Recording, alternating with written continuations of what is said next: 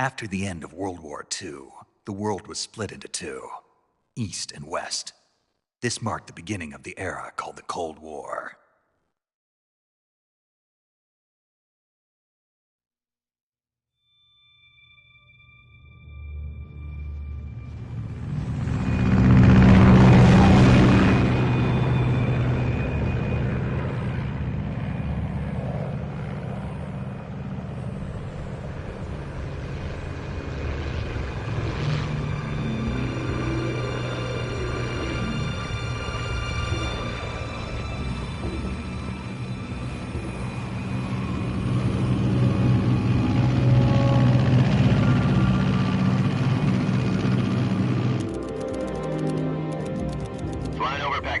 Altitude 30,000 feet. Approaching Soviet airspace. 20 minutes to drop off. Commencing internal depressurization. Equipment check. Arm main parachute. All right. You ready to go? Drop zone still showing a high pressure mass. Cav okay. Good. We've got high visibility.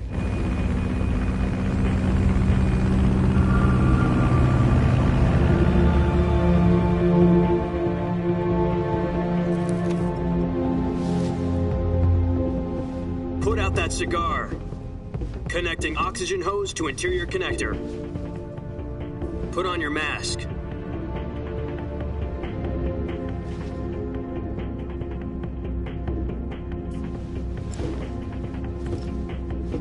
Does this panty waste know what he's doing?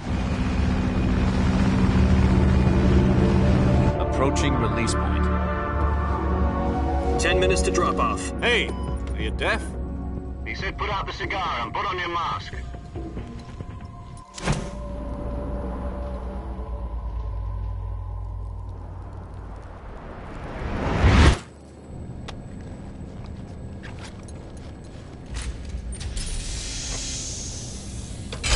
Depressurization complete. Checking oxygen supply. 6 minutes to drop off. Opening rear hatch.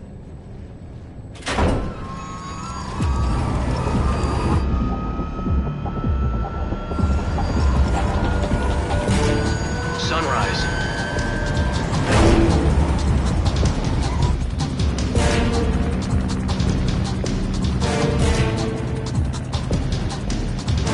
External temperature minus 46 degrees Celsius. 2 minutes to drop off. Stand up. You'll be falling at 130 miles per hour. Try not to get frostbite from the wind chill. 1 minute to drop off. Move to the rear. Activate the honor bottle. This is one for the history books. The world's first halo jump. 10 seconds to drop off. Stand by. Status okay. All green. Prepare for drop-off. Countdown. 5, 4, 3, 2, 1. Spread your wings And fly. God be with you.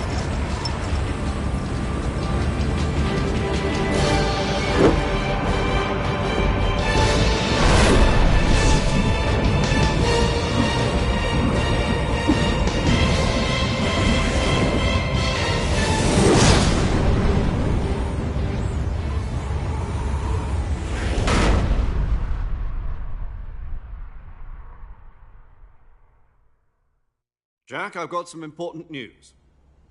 The head of the CIA has finally given us the green light for the virtuous mission. Virtual mission? No, the virtuous mission. The future of our Fox unit depends on it. If it succeeds, we'll be officially organized into a unit. Virtuous mission?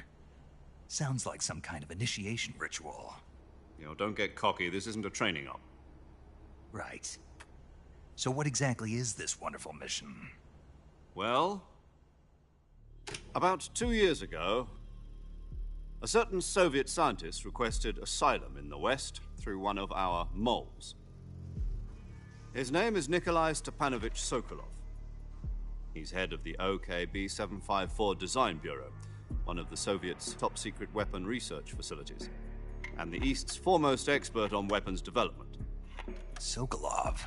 Isn't he that famous rocket scientist? The very same. On April the 12th, 1961, the Soviets achieved the first manned spaceflight in history. The Earth was blue, but there was no God. Well spoken. The rocket that carried Yuri Gagarin into orbit was the A-1, known as the Vostok rocket. Sokolov is said to be the man most responsible for the multi-engine cluster used in that rocket.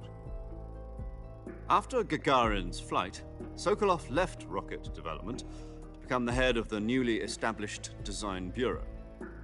From a lowly technician to head of a design bureau, that's quite a success story, so why'd he want to defect?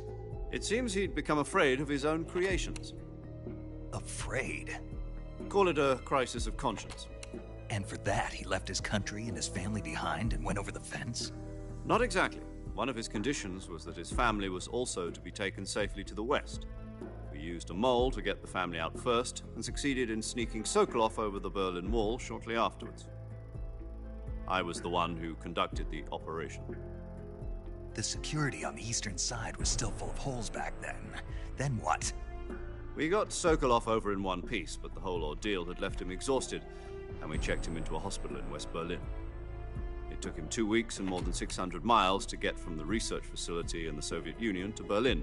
He was in no condition to say anything coherent. And it was only a week later that we had something much bigger on our hands. The Cuban Missile Crisis.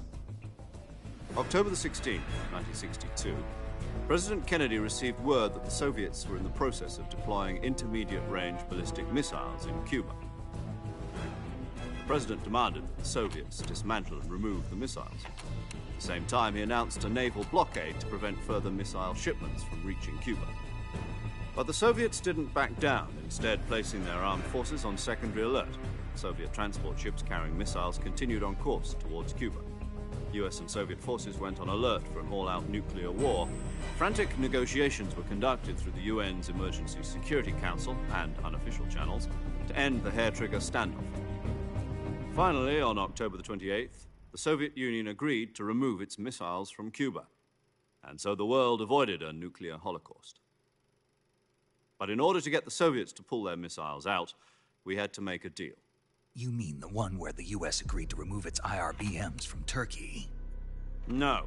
The Jupiter IRBMs deployed in Turkey were obsolete, and we were going to get rid of them anyway. They had no strategic value whatsoever to either the US or the Russians. The Turkey deal was a ruse, a cover story that was fed to the other intelligence agencies around the world. So what did the Russians really want? Sokolov.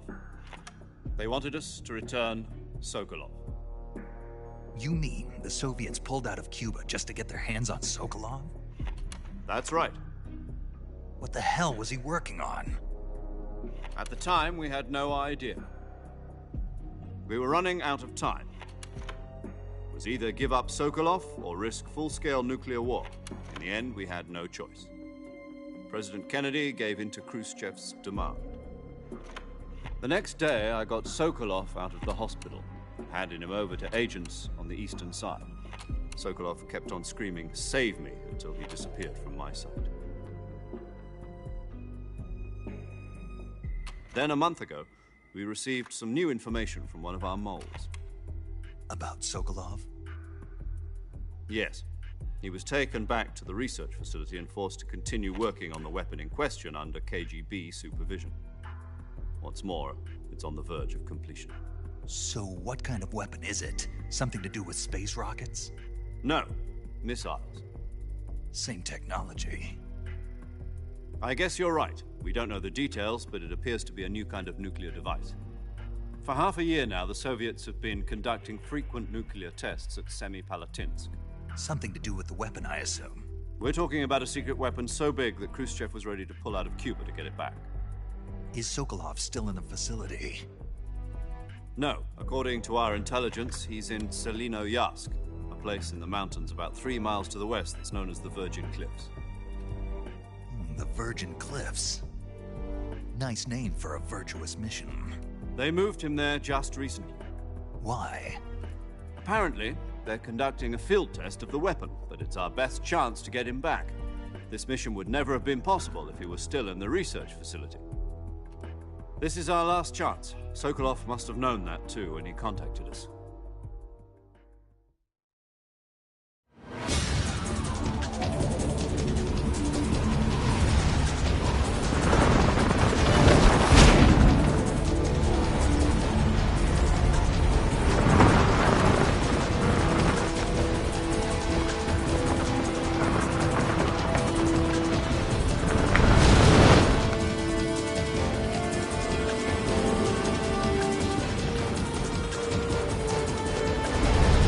Listen up, Jack. Your mission is to infiltrate Selino Yask in the Soviet mountains, ensure the safety of Sokolov, and bring him back to the West.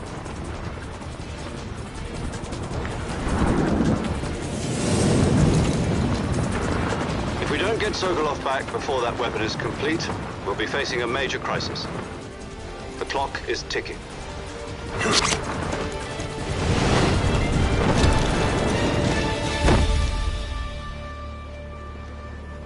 Once we've confirmed the rescue of Sokolov, stand by at the recovery point.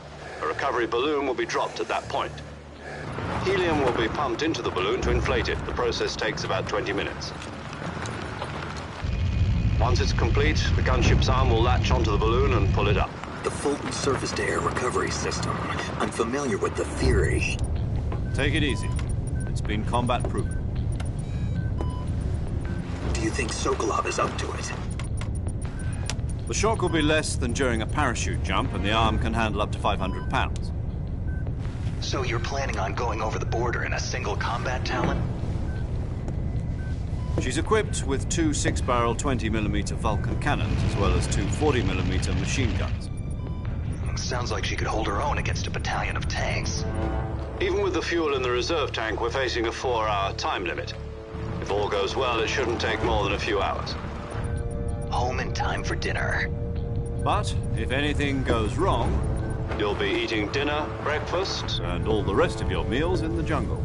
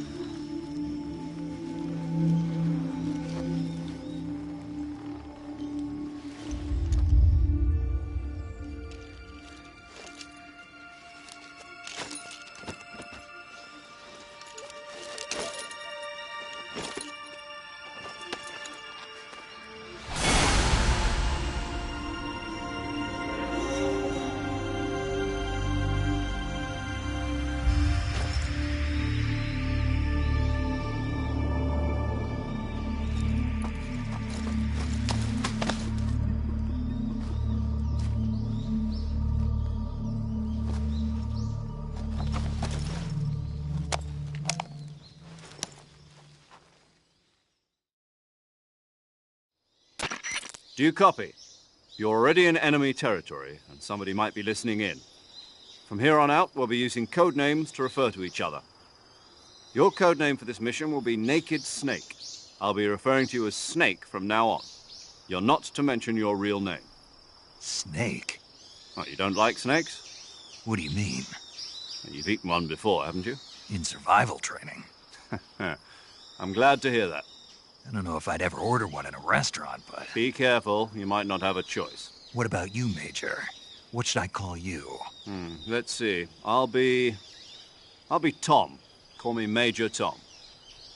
This will be a sneaking mission. You must not be seen by the enemy.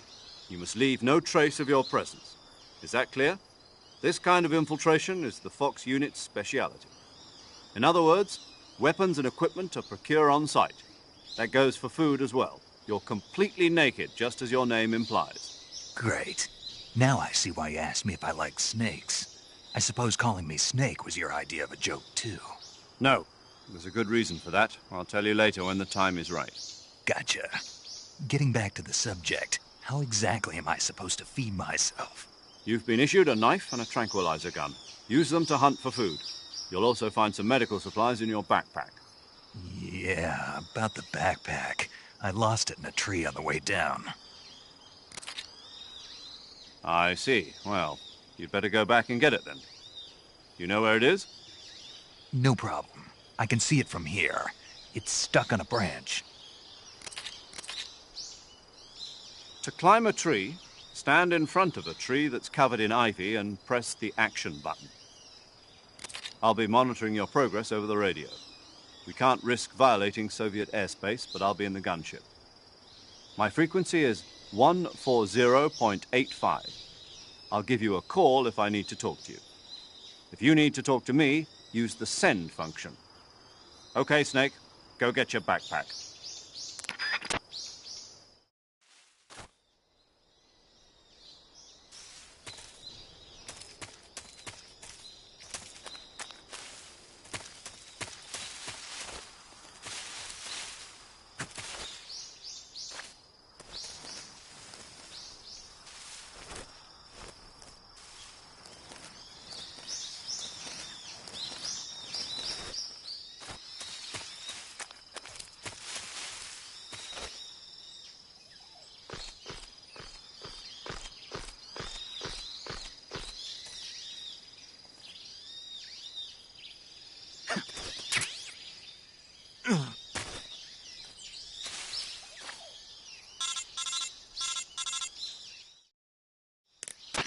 I see you've retrieved your backpack, Snake.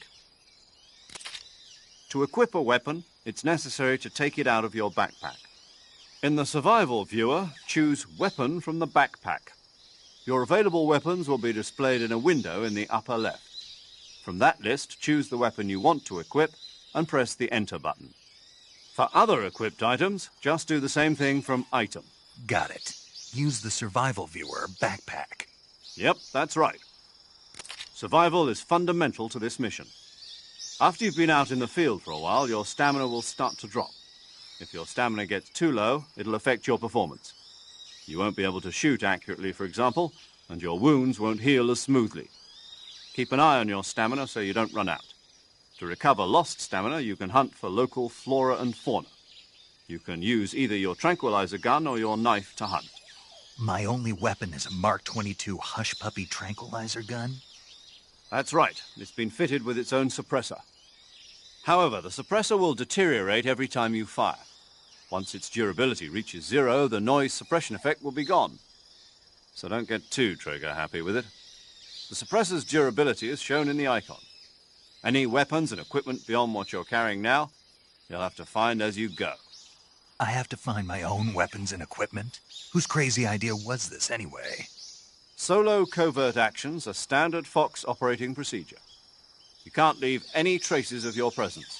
No weapons, equipment, footprints, sweat, or bodily waste. The same goes for bullets and cartridges, too. Your presence in enemy territory is already a violation of international conventions of warfare. There aren't supposed to be any American soldiers in Russia. It could spark an international incident. You can't let anyone see you. You can't let the enemy know you're there. This is a stealth mission.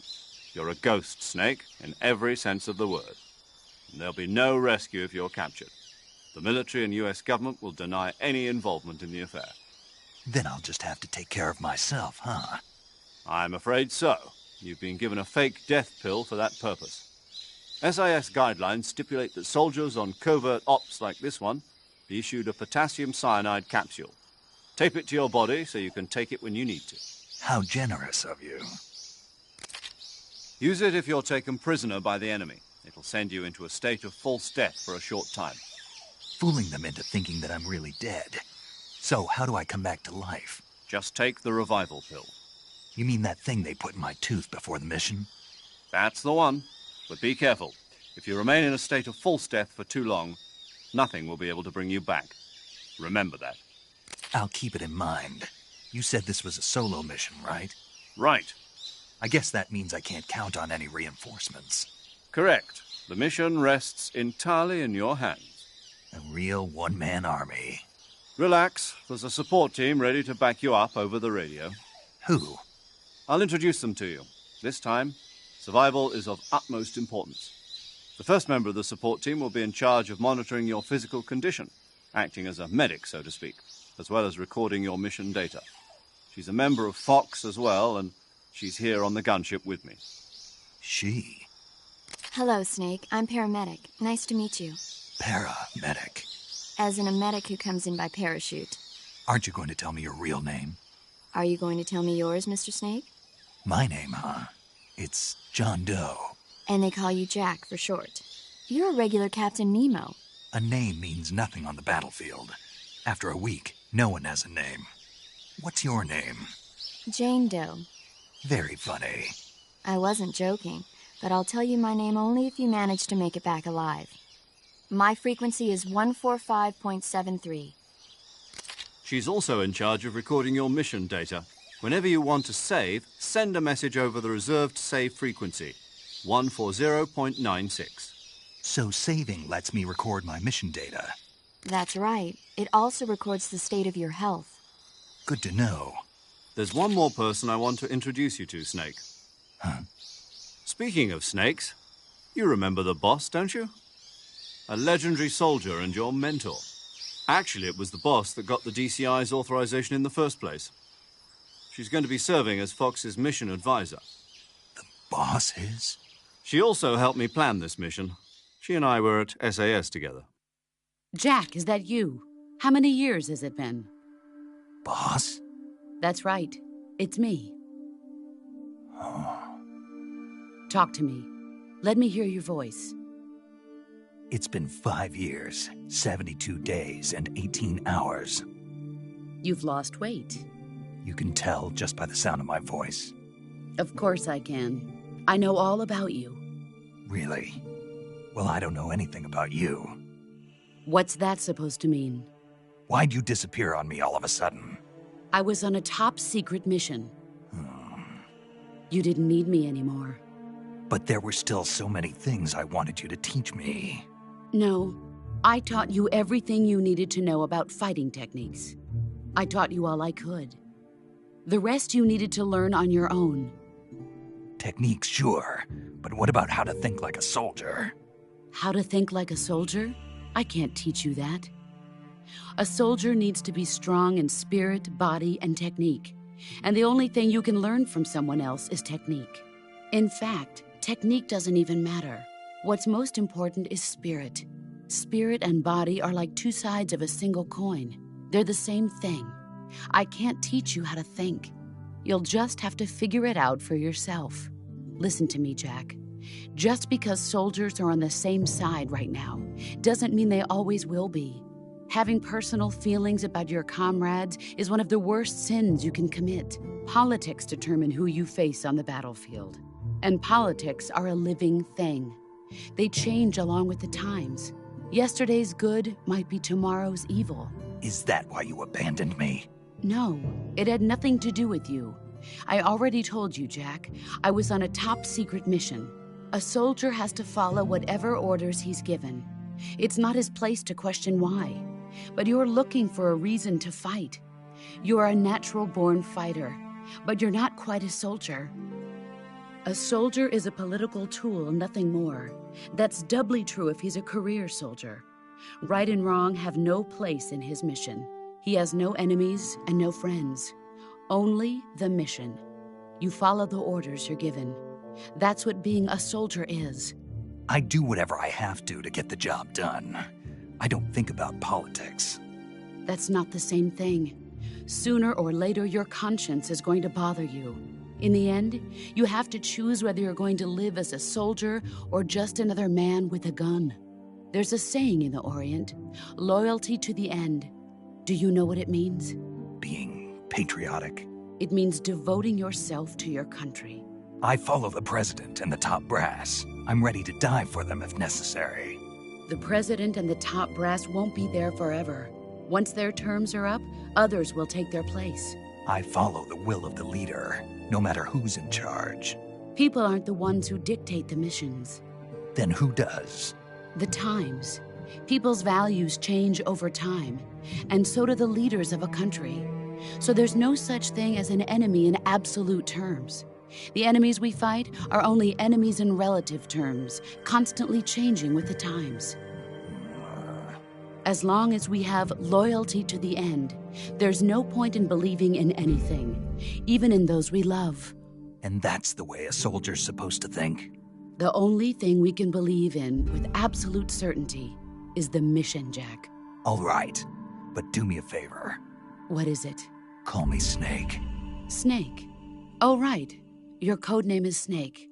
It suits you well. That's right. The legendary unit that the boss put together during World War II was a snake. The Cobra unit, a group of heroes that brought the war to an end and saved the world. As long as you've got a legendary hero backing you up, you'll be fine. Isn't that right, Snake? Yeah, I can't think of anyone else I'd rather have with me. Oh, and one more thing, boss. Yes? It's good to hear your voice again. Same here. After all, who knows if either of us will make it out alive? Snake, you are always best at urban warfare and infiltrating buildings. But this is the jungle. Survival is going to be key. Those CQC techniques I taught you are sure to come in handy. CQC?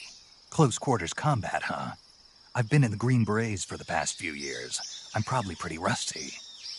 Not to worry. I'll be here to help you remember. After all, this is your first actual survival mission. I'll be supporting you over the radio.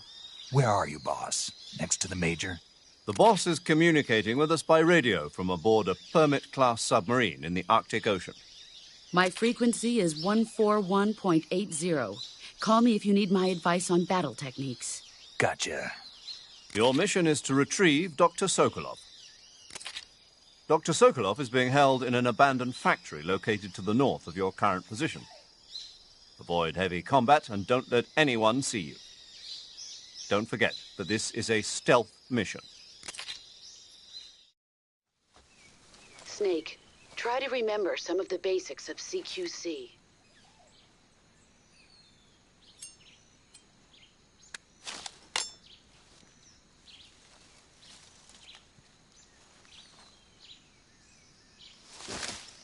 Commencing virtuous mission now.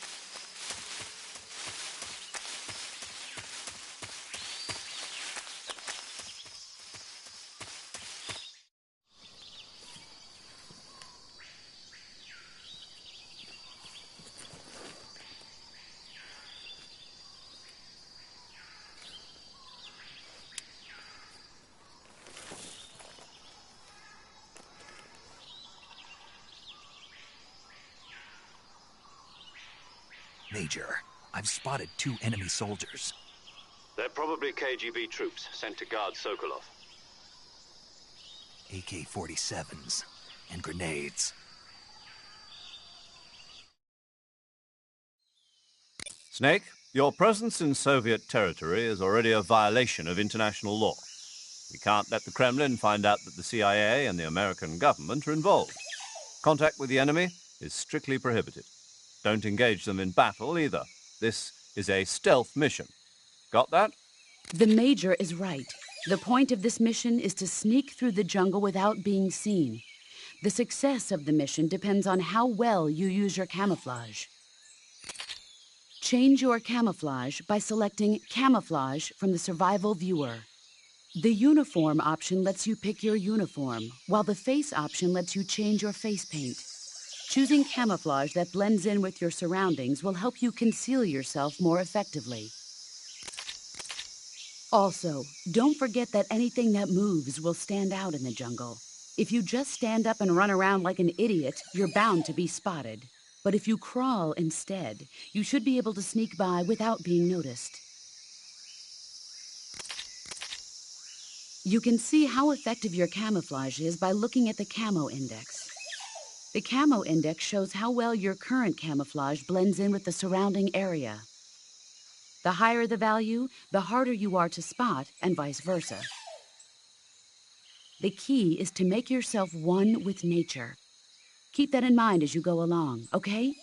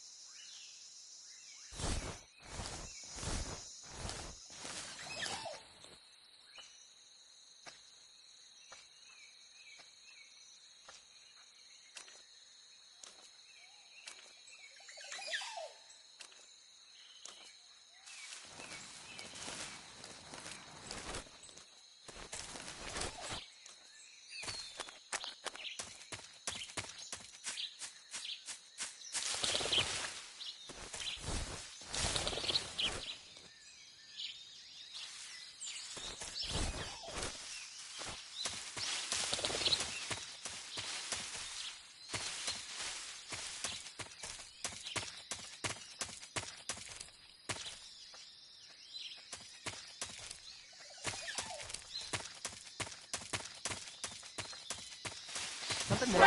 Who's that? Radio, call HQ!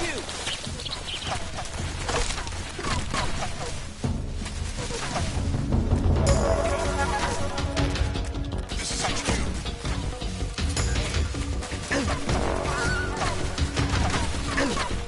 Acknowledge. Send reinforcements.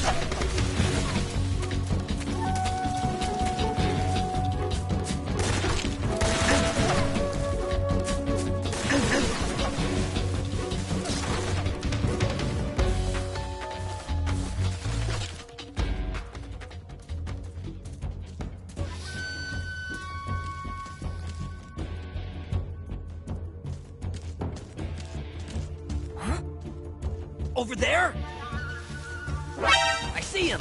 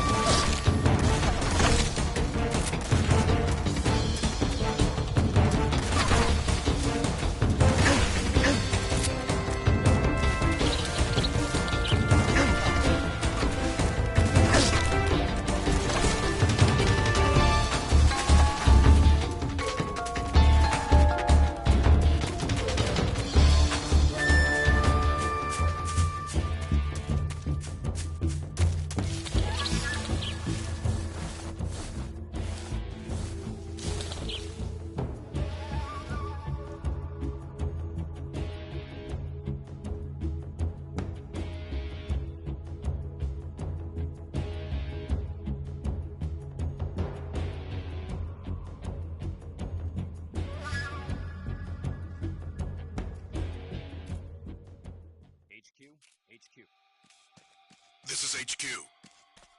Patrol here. We've lost sight of the intruder, going into high alert. Acknowledged. The enemy is still nearby. Pursue and engage him.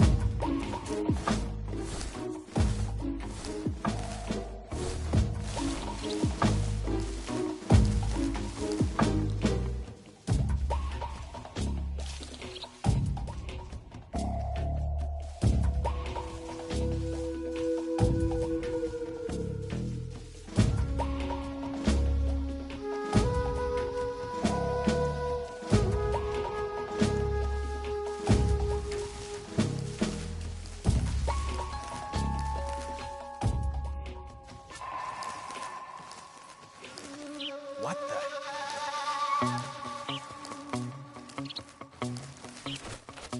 Guess I'm seeing things.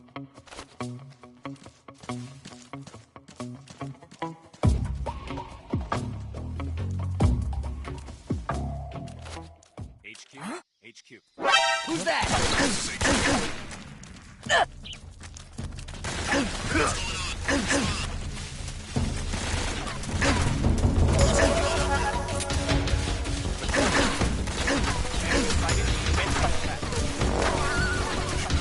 Eliminate all enemies.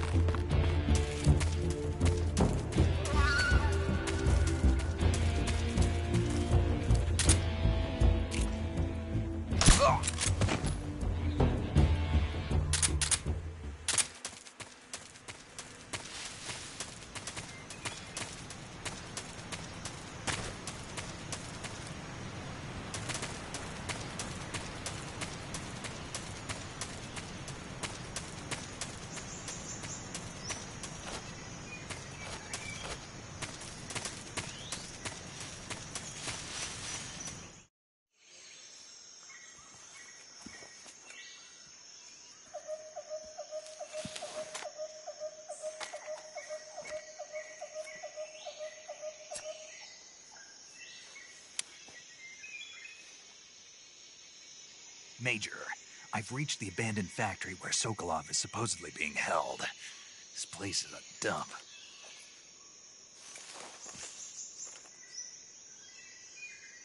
I can't see Sokolov from here. The security is pretty tight. There are sentries posted around the perimeter. I wonder how many are inside.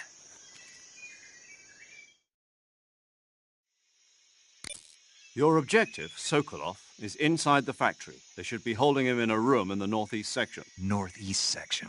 Got it. Be careful. Your mission is to bring Sokolov back alive. He must not be exposed to any kind of danger. Do not approach Sokolov while in the alert phase. Right. Oh, and one more thing, Snake. You mean there's more? No, it's just that when you get to Sokolov, I want you to tell him something from me. And that is? Sorry for being so late. Is that all? Yes. Understood. Beginning my approach to the target.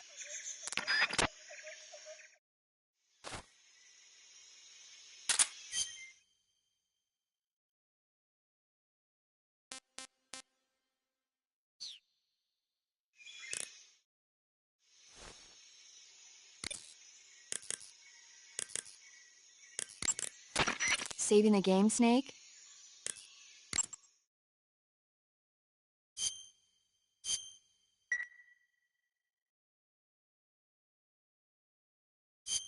Hey, Snake, you ever heard of Godzilla, King of Monsters? No, what is it? It's a movie. You haven't seen it? Nope. It's about this monster called Godzilla, who grows to an enormous size in a nuclear test and goes on a rampage in Tokyo. Nuclear test, huh? Then the Marshall Islands must be crawling with giant monsters right about now. It's just make-believe. Maybe that's why my pants have been so tight lately. Snake, it's a movie, not a report out of Los Alamos. I know. So then what happened? Godzilla is immune to all weapons, and humanity has no way to stop the monster. Dr. Shirazawa develops a new type of weapon, but meanwhile, Godzilla is getting closer and closer to Tokyo, obliterating everything in its path. It was originally a Japanese movie, but they made an American version, too. I recommend seeing the original Japanese one if you ever get the chance. It's mostly mindless fun, but it's also got a serious anti-nuke message as well.